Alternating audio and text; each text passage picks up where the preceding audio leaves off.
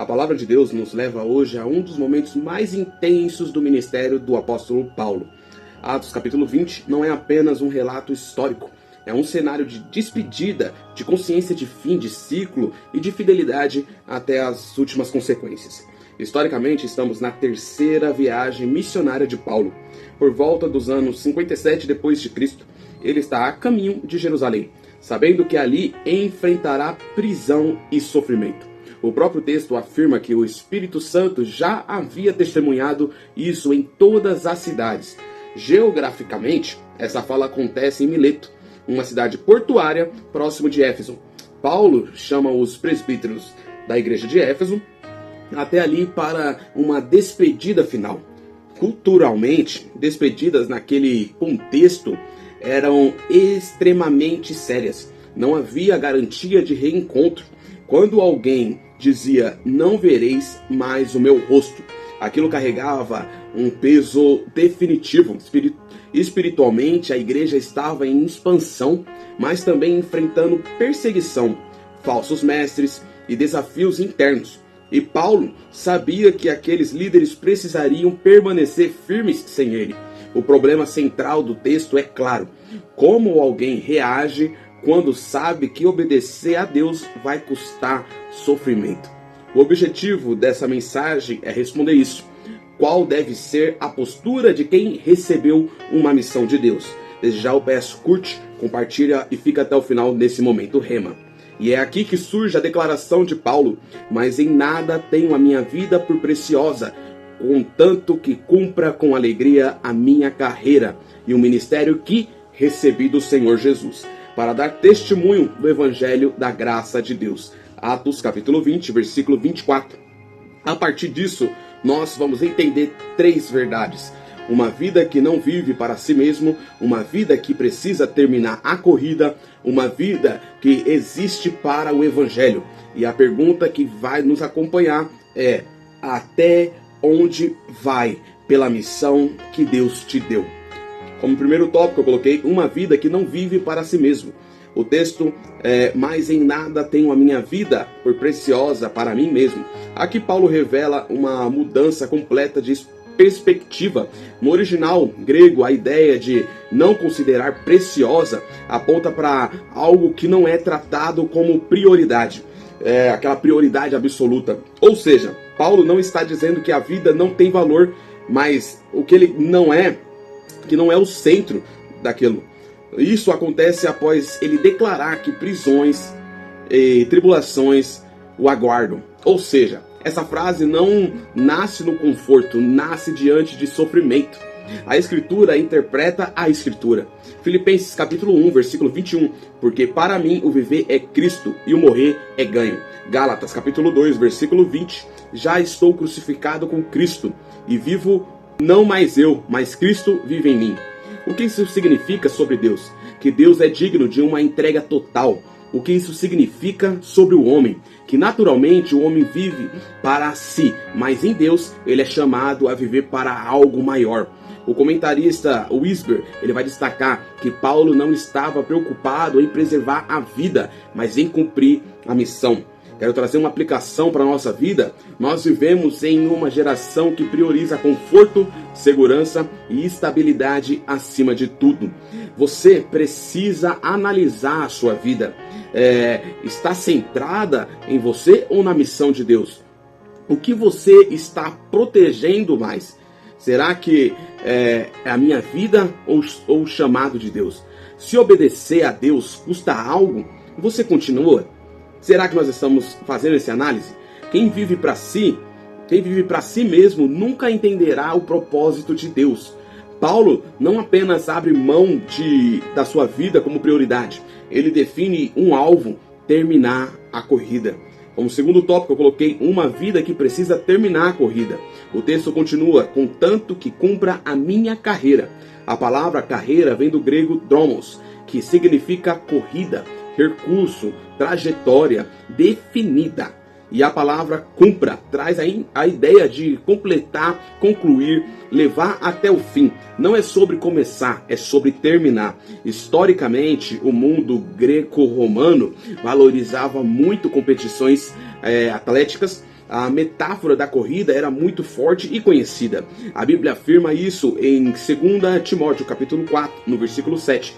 Combati o bom combate, acabei a carreira, guardei a fé. Hebreus, capítulo 12, versículo 1. Corramos com perseverança a carreira que nos está proposta. O que isso revela sobre Deus? Que Deus estabelece um caminho para cada pessoa.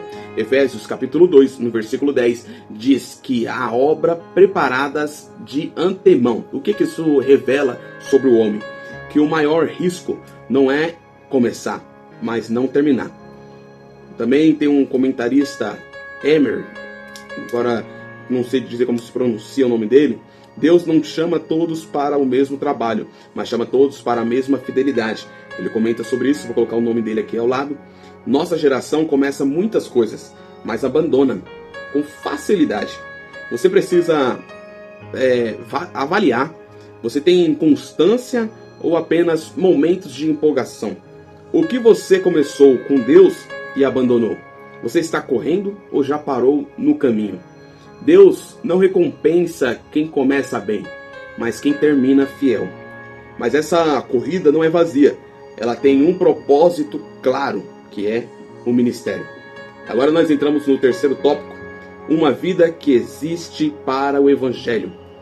O texto que, para finalizar, é o ministério que recebi do Senhor Jesus para dar testemunho do Evangelho da graça de Deus. Ministério vem do grego, que significa serviço. Não é posição, é responsabilidade. Receber do Senhor Jesus mostra que não é escolha pessoal, é chamado divino.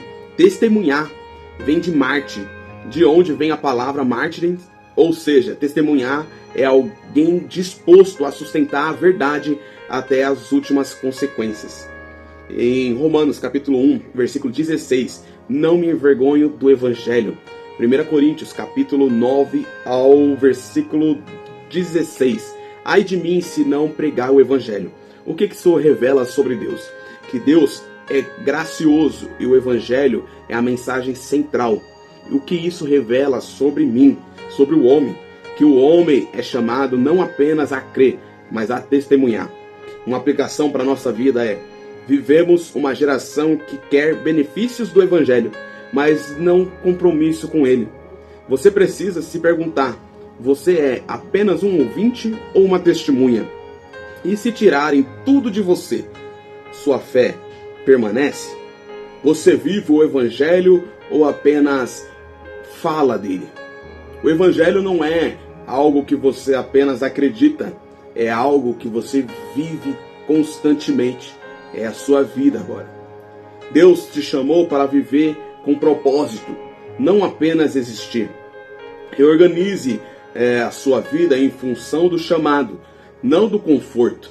Sua identidade não está nas circunstâncias, mas na missão. Sua casa precisa refletir o compromisso com Deus, não apenas discurso. E a igreja precisa de gente que termina, não apenas as pessoas que começam. A salvação só entende missão quem primeiro foi alcançado pela graça de Deus. Agora eu quero entrar na conclusão desse vídeo, dessa mensagem. Sobre Deus, Ele chama, envia e sustenta aqueles que cumprem a sua missão. Agora, sobre o homem, ele tende a viver para si, mas foi chamado para viver para Deus. Sobre o pecado nos faz priorizar conforto em vez de propósito.